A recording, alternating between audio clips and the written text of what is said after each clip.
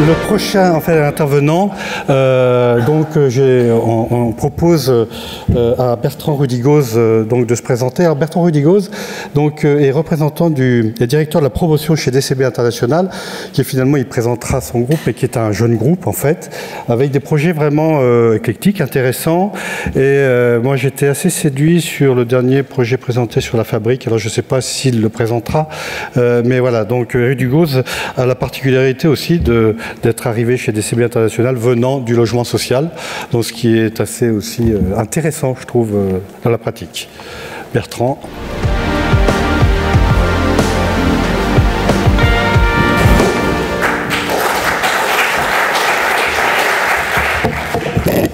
Merci Thierry pour cette invitation.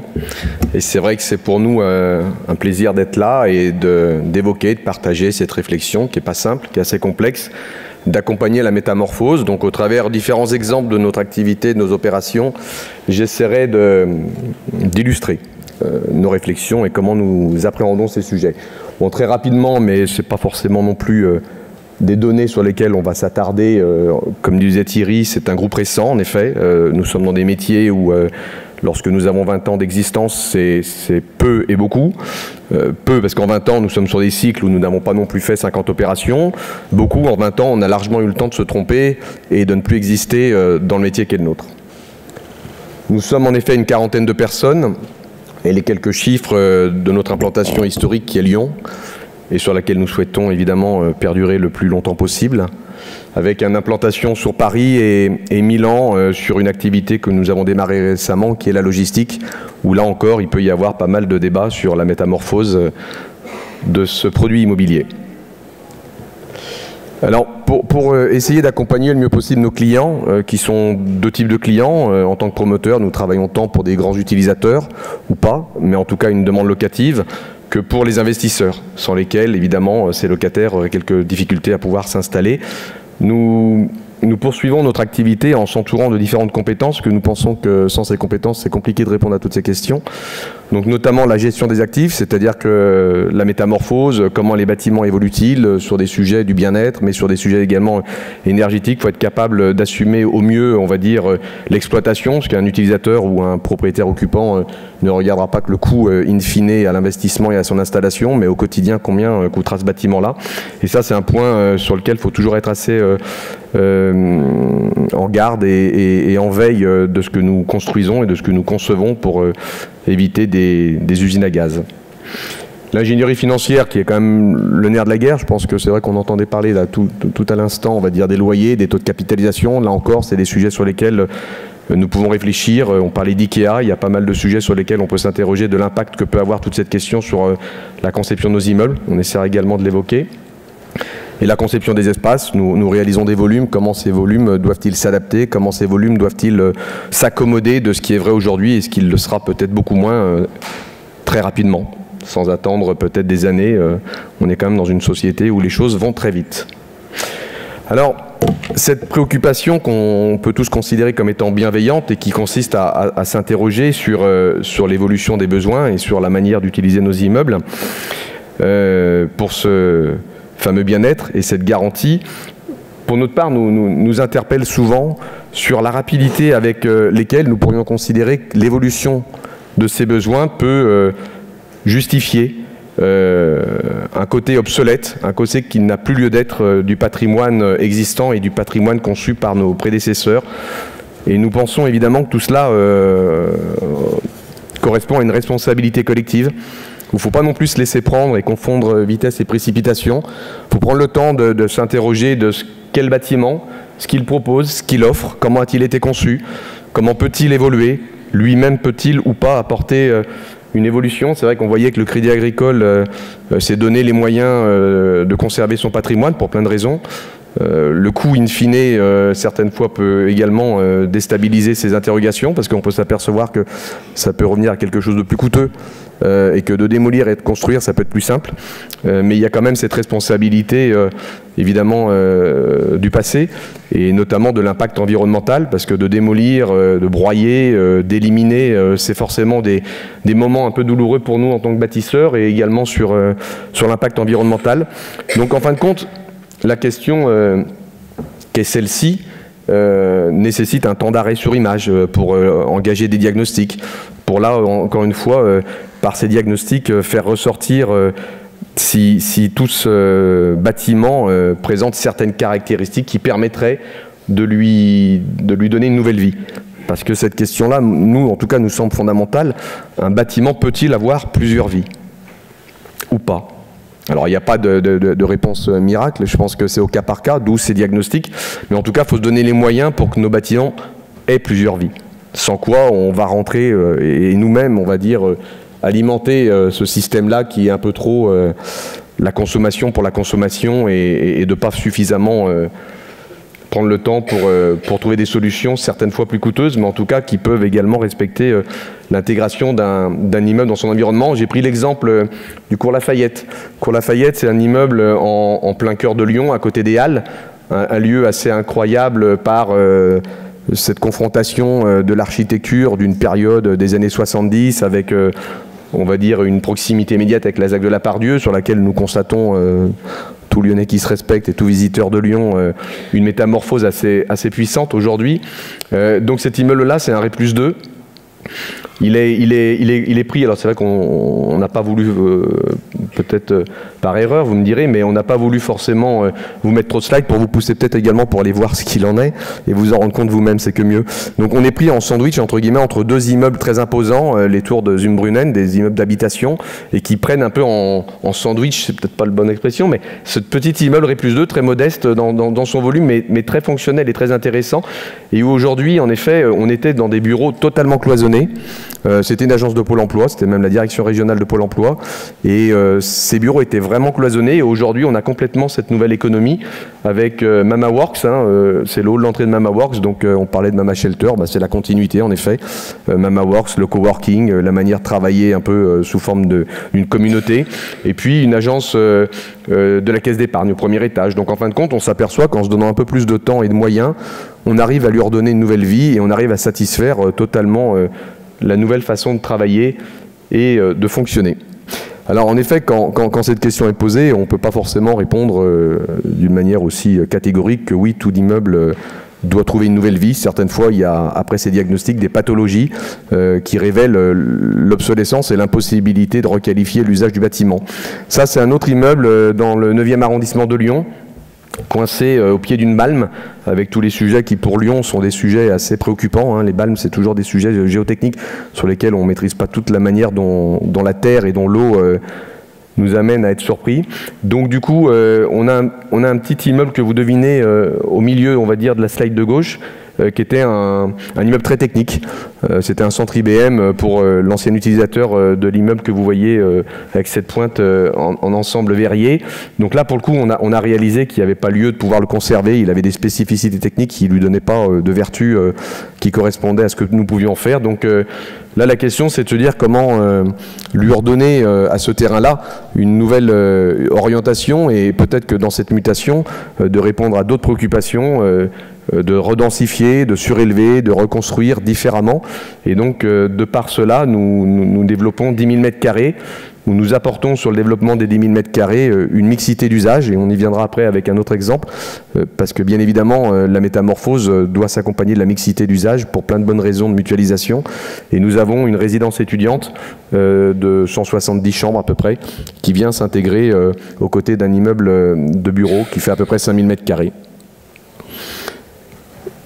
Puis, d'une manière plus classique peut-être, il y a également des restructurations lourdes où on arrive à trouver des solutions pour complètement reconfigurer un immeuble.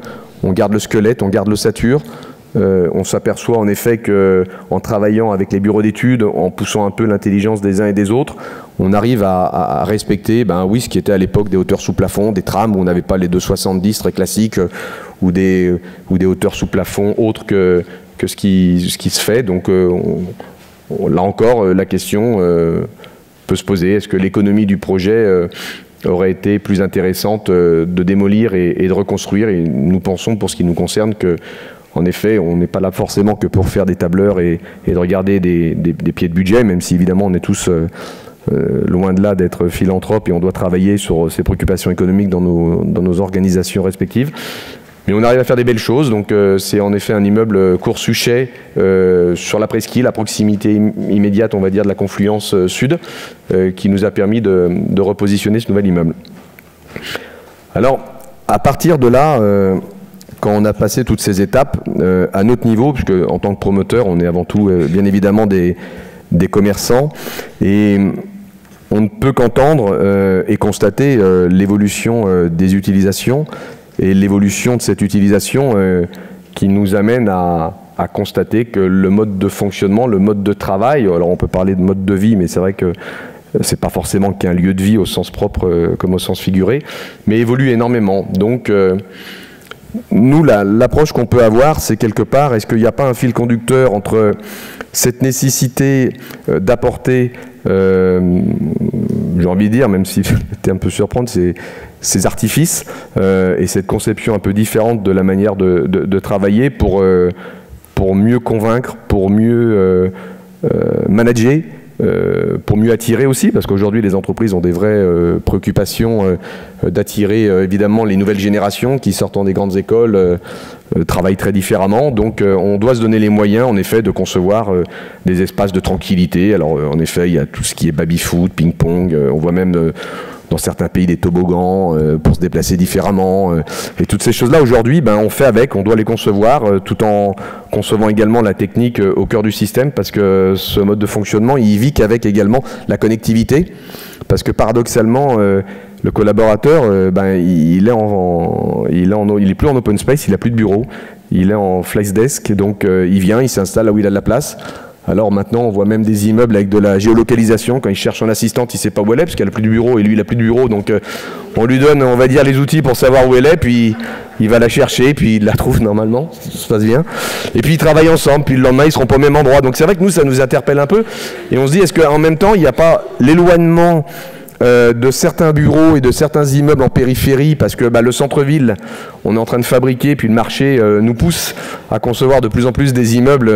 À Paris, on voit maintenant qu'il y a un pourcentage assez incroyable de l'hypercentre-ville de Paris occupé par des coworkers, et les coworking monopolisant, on va dire, tous les immeubles, finalement le prix s'envole, donc les utilisateurs doivent partir du centre-ville, doivent aller plus loin, parce qu'ils ne peuvent plus, on va dire, évidemment prendre à bail, parce que les loyers deviennent complètement incroyables, et pour évidemment que leurs équipes les suivent, on leur met un peu à disposition tout ça, pour leur dire que c'est quand même que mieux, parce que ce qu'ils n'ont pas en centre-ville, ils l'ont là, puis ils peuvent jouer au baby, etc. Donc après, c'est qu'une observation, et ça n'est que ma partie, on va dire, de la lecture un peu à distance. Mais en tout cas, je trouve que c'est assez paradoxal que le collaborateur devienne nomade, tout en considérant que ce côté nomade est, on va dire, pour lui quelque chose de beaucoup plus intéressant. Et puis, certaines fois, on lui fait comprendre que c'est un peu surbooké, qu'il vaut mieux qu'il travaille chez lui, et que le home office, c'est pas plus mal non plus, parce qu'il perd moins de temps dans le transport. Donc ça aussi, c'est plus des questions ouvertes, et j'enfonce des portes peut-être assez volontairement, parce qu'on peut se demander quelle sera la suite de tout cela. Est-ce qu'il y aura un jour un hologramme qui viendra, on va dire, faire une réunion, parce que là encore, le temps de transport sera trop important, et tout ce qui va avec ne fonctionnera pas. Mais bon, c'est dans l'air du temps, donc nous, évidemment, à notre petit niveau et très modestement, nous poursuivons la conception de nos immeubles, et nous essayons de répondre à tout cela avec voilà, d'autres immeubles. Celui-ci se situe sur le boulevard Stalingrad, face au parc de la Tête d'Or, donc c'est vrai qu'il a cette, on va dire, cette facilité d'avoir un accès immédiat avec un poumon vert en plein cœur de Lyon, que vous connaissez certainement tous. À partir de cet immeuble-là, qui est plutôt destiné à une multi-occupation, la question qu'on peut se poser aussi, c'est est-ce qu'on a la même facilité d'apporter autant de réponses à ces préoccupations selon le statut de l'occupant ?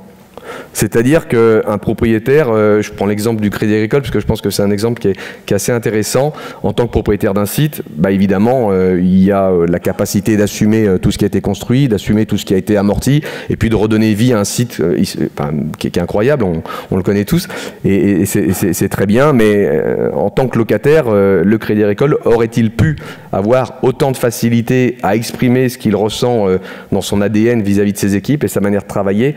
Peut-être que pas. pas, peut-être que oui, on ne sait pas trop, mais en tout cas, on s'aperçoit quand même dans la conception de ces immeubles, c'est des tiraillements un peu de temps en temps avec les propriétaires, parce que les propriétaires, ben, eux, évidemment, ils regardent leur patrimoine, ils se préoccupent de ce que va devenir ce patrimoine. S'ils personnalisent un peu trop l'immeuble, on va dire à la demande d'un locataire ou de plusieurs locataires, ben, quelque part, quand ces locataires partiront, son immeuble très personnalisé, est-ce qu'on est capable de lui redonner une nouvelle vie? Donc là encore, je pense que derrière l'objet et derrière l'immeuble, il y a évidemment l'occupant qui est au cœur du système, et le statut de l'occupant rend également la réflexion qui peut être différente. Brickwall, dans le 7e, avenue Jean Jaurès, là on est tout à fait classiquement dans le statut du mono-occupant. Donc voilà, on trouve le locataire, il signe un bail sur 12 ans, donc lui en effet va avoir un cahier des charges très précis de ce qu'il nous demande, et puis l'investisseur, lui, va regarder exactement de quelle manière il peut accepter certaines choses, et à l'inverse peut-être refuser certaines choses, ou en tout cas demander à son utilisateur, le jour où il partira, de remettre en état par rapport à certaines spécificités qu'il a imposées dans la nature du bail. Parce que tout ça, évidemment, fait partie des relations contractuelles sans lesquelles il n'y aurait pas forcément cette conception du lieu de travail. Un exemple assez intéressant aussi, c'est la métamorphose d'une friche industrielle. Une friche industrielle, c'est vrai qu'on peut l'appréhender de plein de manières. On a vu avec l'exemple de Montréal, il y a en effet ce côté un peu aimanté d'une friche industrielle, parce que c'est quand même des lieux tellement incroyables qu'on ressent quelque chose d'assez différent de ce qu'on a dans des environnements un peu aseptisés. Et le groupe DCB, qui s'était positionné il y a maintenant une petite quinzaine d'années sur ce site, qui était un site historique d'Alstom, a réussi à accompagner, encore une fois, c'est de l'accompagnement, parce qu'on n'a pas la prétention de considérer que notre réponse est la seule et unique réponse. C'est de l'accompagnement avec un travail collaboratif avec les collectivités, avec la métropole, avec la ville de Villeurbanne, et pour qu'on puisse évidemment accompagner cette mutation avec des terrains à bâtir, où on redonne évidemment de nouveaux bâtiments, donc comme par exemple un site qui a été devenu, on va dire, qui est devenu le nouveau site d'Alstom. Ils ont quitté leur friche industrielle pour un nouveau bâtiment sur à peu près 40 000 m². Et c'est vrai que là encore, dans ce bâtiment-là, on est dans un process industriel. Donc dans le process industriel, la place, on va dire, à ces lieux de vie partagés quelque peu différentes, c'est pas mieux, c'est pas moins bien, mais c'est différent. Ils ont une manière de travailler qui, on va dire, ne peut pas forcément permettre d'avoir cette nouvelle manière de travailler avec le côté de la géolocalisation que je décrivais. Ils ont forcément, on va dire, des laboratoires, des chaînes de production. Donc là encore, il n'y a pas de vérité unique, et il y a certaines solutions pour certains et d'autres pour d'autres, évidemment. De la même manière, sur ce même ensemble, nous avons réalisé le siège France du groupe Adecco, où là, par contre, on voit que le travail principal, qui est celui d'un prestataire, lui permet beaucoup plus facilement de mettre des lieux de vie, de partager. Là encore, on essaye de requalifier dès qu'on le peut, parce qu'on est un peu en extérieur de l'hypercentre, donc il y a de l'espace. Cet espace-là, c'est l'occasion ou jamais, on va dire, de le consacrer sur une mise à disposition d'un espace vert, pour toutes les raisons. Là, on a même réalisé un terrain de pétanque, par exemple. Il y a 1 hectare, on va dire, de terrain non bâti qui permet vraiment de vivre à l'extérieur. Et encore une fois, la nature du travail, je pense, permet d'une manière très différente d'aller dans cette direction ou pas. Et puis l'idée, c'était que sur cette friche industrielle, le bâtiment historique trouve lui-même sa propre mutation, et que quelque part nous arrivions un peu à restituer de l'espace pour une nouvelle économie, avec tous les sujets des coworkers, mais surtout des Fab Labs, et on a mis à disposition, et c'est une structure qui a été créée qui s'appelle Bellarcamp, où il y a à peu près 30 000 m², et aujourd'hui c'est un système qui vit complètement dans le principe de la communauté. On voit des choses assez étonnantes. Il y a même Ikea qui s'est installé à nos côtés, et pourquoi Ikea vient-il s'installer? On l'a tous compris, il vient un peu, on va dire, dans le cœur du système, s'imprégner comme une éponge de cette nouvelle manière de travailler, pour peut-être en effet lui-même se positionner dans un certain temps sur la réflexion de l'immobilier. Donc c'est vrai que voilà, il y a plein de belles vertus, et surtout beaucoup d'énergie qui nous, en tout cas, nous conviennent très bien, parce que là encore, on est tout à fait proche de ces personnes et de ces acteurs de l'économie, et c'est vraiment des acteurs de l'économie qu'on ne peut qu'accepter. Et puis voilà, la continuité, il y a encore quelques terrains à bâtir, deux autres projets sur lesquels nous travaillons, un projet encore une fois très nouvelle génération Green Steel, celui de gauche, sur lequel on sera un peu au-delà de 20 000 m². Et puis Eastwood, donc bon, le qualificatif vous permettra certainement d'avoir compris, Eastwood, donc un bâtiment complètement en bois sur lequel nous travaillons, parce que là encore, dans la manière dont on se pose des questions et la manière dont on se préoccupe un peu de cette métamorphose, le bois, là, nous semble assez évident. En France, on a quand même un problème culturel, je pense, sur l'acceptation du bois pour plein de raisons, alors qu'il y a de très belles choses à faire et c'est en train d'évoluer. Je parle du bois en termes d'ossature et de construction sur l'aspect structurel. Pas sur la partie plus de l'ornement et des façades. Donc, toutes ces illustrations et toutes ces opérations sur lesquelles nous travaillons nous amènent également à se reposer la question, comme nous nous posons la question de nos prédécesseurs sur nos successeurs, et de s'interroger de quelle manière nous devons nous-mêmes être bienveillants et vigilants de laisser un patrimoine exploitable pour d'autres vies. Et donc c'est une question sur la réversibilité et l'adaptabilité qui, je pense, est complètement liée à cette question de l'accompagnement de la métamorphose. Et c'est compliqué, voire complexe, parce que la réversibilité, là encore, elle nécessite des dispositions techniques constructives assez coûteuses. Et à un certain moment, dans ces mêmes immeubles, de permettre d'apporter toute cette souplesse, de créer des lieux de travail et des lieux de vie assez différents de ce qu'il en était. Ils seront peut-être encore différents demain. Donc derrière le tout, il y a forcément des réalités économiques. Parce qu'évidemment, il y a des réalités économiques d'un loyer, il y a des réalités économiques d'un taux de capitalisation et d'un investisseur.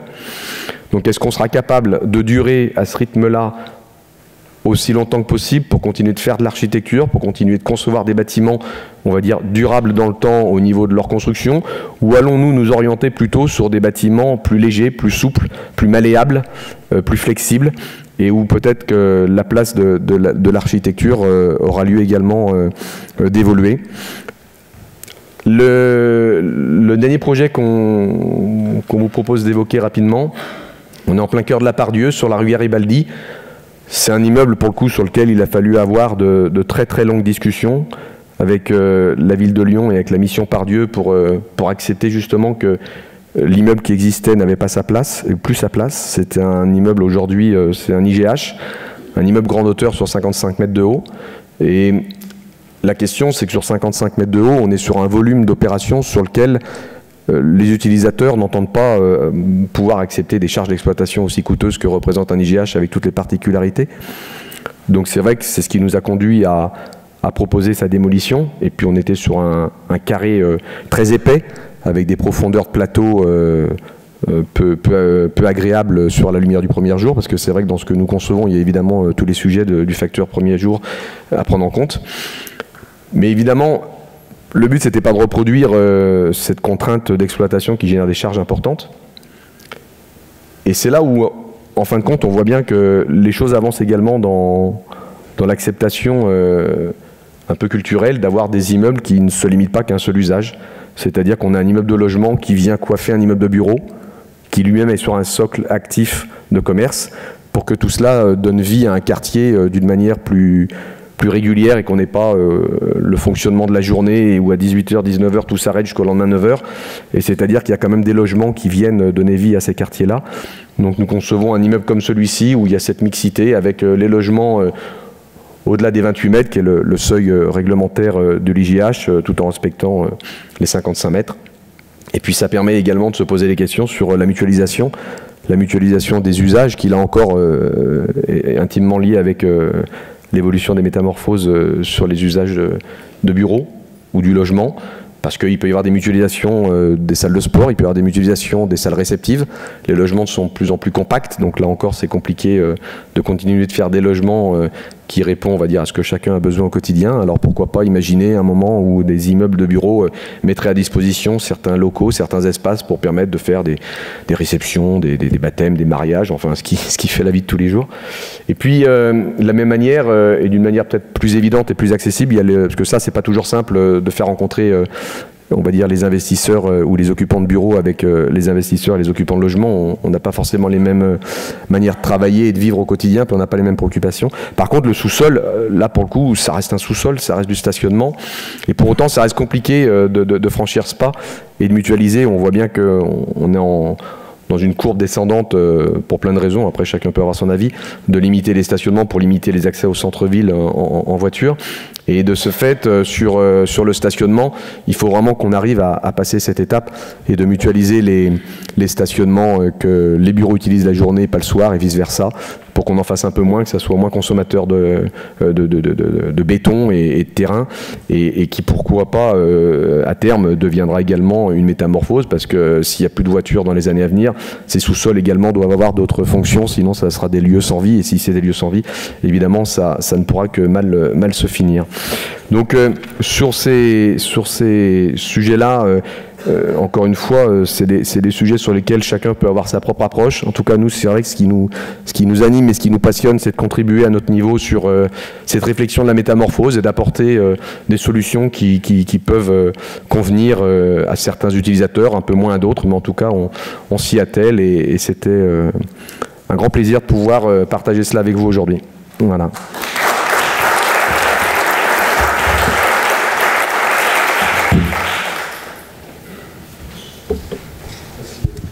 J'ai une petite question. Vous avez parlé d'ingénierie financière. On voit dans le domaine de l'immobilier de commerce combien les clients qu'on appelait autrefois les clients finaux, qui sont devenus vraiment les prescripteurs, les consommateurs, ont modifié les usages de l'immobilier commercial et remettent en cause vraiment un équilibre économique de ce type d'immobilier. Dans quelle mesure vous arrivez à faire évoluer ces modèles économiques, donc c'est la façon dont vous générez la valeur de votre immobilier, dans la mesure où les usagers demandent d'autres fonctionnalités dans ce qui était peut-être plus simple auparavant. En fait, c'est vrai qu'on voit tout à fait à peu près le même système se produire au niveau du tertiaire. On voit de plus en plus de grands utilisateurs aujourd'hui dans les négociations parler de partage de valeur. Ils sont totalement conscients, ils sont aussi informés que nous de ce que peut valoir leur bail sur une signature de 9 ans, de 12 ans ou au-delà par rapport à un marché financier, puisque tout ça évidemment impacte un marché financier avec des grands investisseurs qui diversifient leurs investissements, donc avec des taux de capitalisation, et ce partage de valeur leur permet justement d'imposer en contrepartie par ce partage de valeur une manière de faire évoluer le bâtiment comme eux l'ont décidé, pour que eux soient décideurs de l'usage qu'ils veulent en faire vis-à-vis de leurs collaborateurs et vis-à-vis de leurs équipes, parce que là encore ça fait partie de ce management quotidien, et ils sont complètement dans cette dynamique qui se constate, j'ai envie de dire maintenant, quasiment sur toute grande négociation. Ouais.